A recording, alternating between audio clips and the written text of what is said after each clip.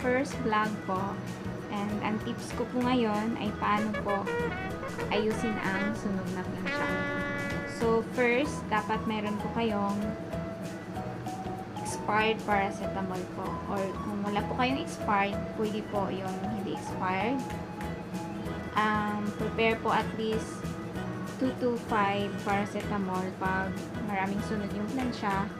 Pero sa akin, kunti lang yung sunog. So, dalawa lang ang paracetamol na gagamitin ko po. Tsaka don't forget po na may pangpunas kayo kasi dapat punasan after po i-apply yung paracetamol. First na gagawin nyo po ay painit nyo po yung plancha. So, plug natin.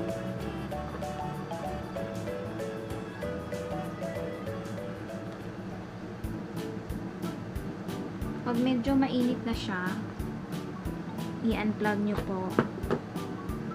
Tsaka i-a-apply nyo po yung paracetamol ng pagganito po.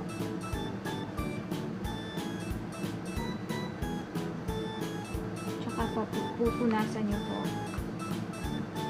Be sure po na walang bata para hindi po sila mapasok. Tsaka careful din po na hindi kayo mapasok. Kasi napasok ako ng first time.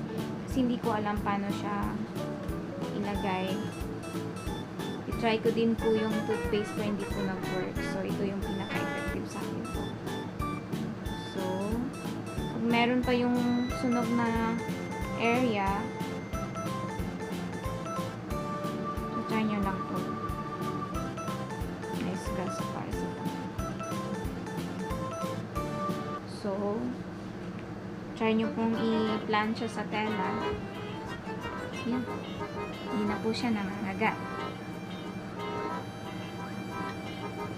So, ito lang yung effective and mas madali. Thank you for watching.